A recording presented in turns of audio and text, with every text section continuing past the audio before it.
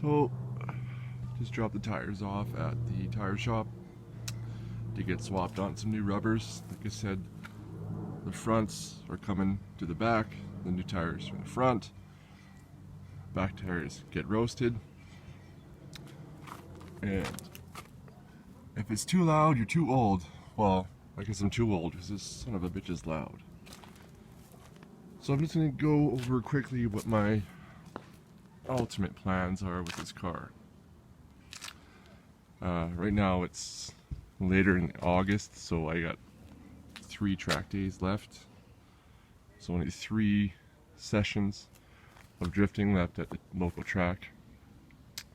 So coming next Tuesday, I'm gonna run it bone stock the way it is and see how it drifts.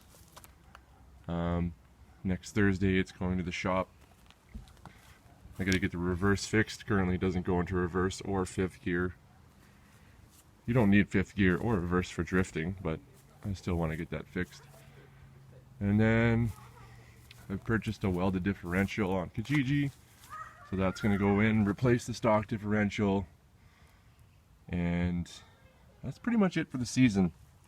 I have a budget in mind per season, what I want to do. Things have changed since I've seen a couple mechanical issues I need to take care of. So over the winter I'm going to try to address those and get it not necessarily tip-top for next season, but get it running well and get it more driftable. And I mean the locking differential is going to be the main component for that. And then I will state that cosmetics is definitely really far down on the list. I know it doesn't look the greatest right now, but you know what? You know, you can make a car look as good as you want. If it's not running good, it's not going to treat you right. So let's start with just drifting in general. So typically drifting, you want more of a steering angle. You want your front wheels to be able to steer a bit more angle than your stock components. So I think step one, actually, you know what, I'll start from the beginning. Step one is, how am I going to get this thing to the track? So step one for my mind is I'm going to buy, I actually already got it in the shed, a tow bar. So I'm going to attach the tow bar to the stock bumper, which is a universal tow bar. And that's just a 2-inch ball hitch, and I'm just going to hook that up to the back of my vehicle and pull it to the track. So that's just step one. How am I going to get it there? Tow bar. Step two, in my opinion, was tires, and those are in progress. So I kind of skipped step one, if you really think about it.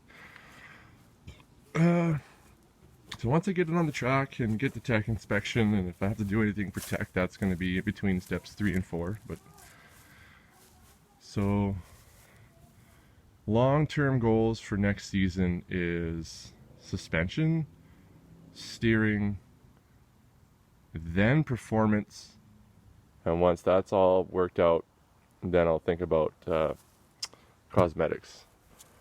So in between these steps, I'm going to have to look at the interior. I might do some more gutting, take the door panels right off, do a door panel delete. Racing seats, that's not necessarily high on my list unless I feel that these seats are just not good enough to hold me in position while racing. So again, after this season, let's talk performance. So performance wise, the engine's pretty solid. It's a 192 horsepower stock engine, pretty decent, especially with a welded diff. You'll spin those tires pretty nicely. But as far as performance goes, you start with cooling. Make sure that engine can stay cold. So upgraded radiator fan, make sure all the hoses are in good working order. Like I said, it has a straight pipe right now, so after cooling is done, I'm thinking of exhaust headers and a cold air intake just to get more air in and more exhaust out. That always helps. And then what I think we're going to do is think about upgrading the spark, so high performance spark plugs and high performance coilovers, or sorry, just ignition coils, sorry. Then I can look at things like fuel. I can look at an upgraded fuel pump, upgraded fuel lines, and upgraded fuel injectors, which really all should be done as a part. You can't just do one or the other. So that takes care of intake, exhaust, and fuel. And right now, there's no turbo, it's naturally aspirated. I don't anticipate doing a boost system anytime soon. Any sort of forced induction, just not looking into that right now. It's possible, I've seen it done.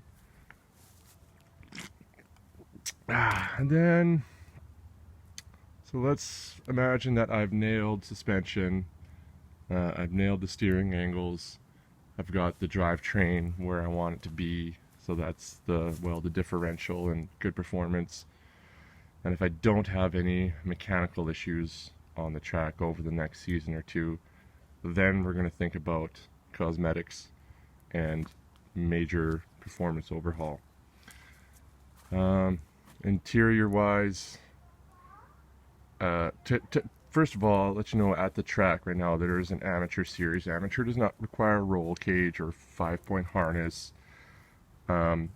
This year there was, I believe, 24 amateur drifters, and only the top 3 qualify to get their Pro 2 license.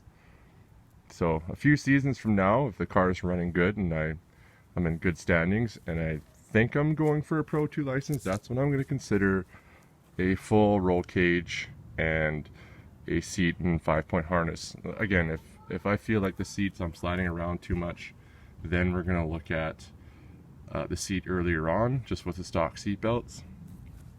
And then I'm going to look into like the shifter and the e-brake setup.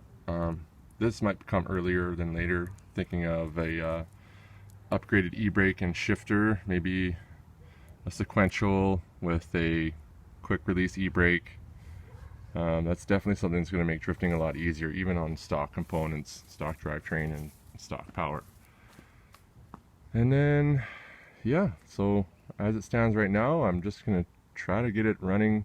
It is running, sorry. I'm just going to try to get the differential in and see how it performs in the track, you know. Maybe performance might have to come first in order to enjoy it. Maybe suspension's going to be more of a key. Who knows? Maybe the seat's going to be more of a key. Seat shifter and e-brake. It does have an aftermarket Sparco steering wheel, but it does need an alignment, I can tell you that right now. So I'm going to try to keep you guys updated as possible. Hopefully I'm able to get some footage of me drifting.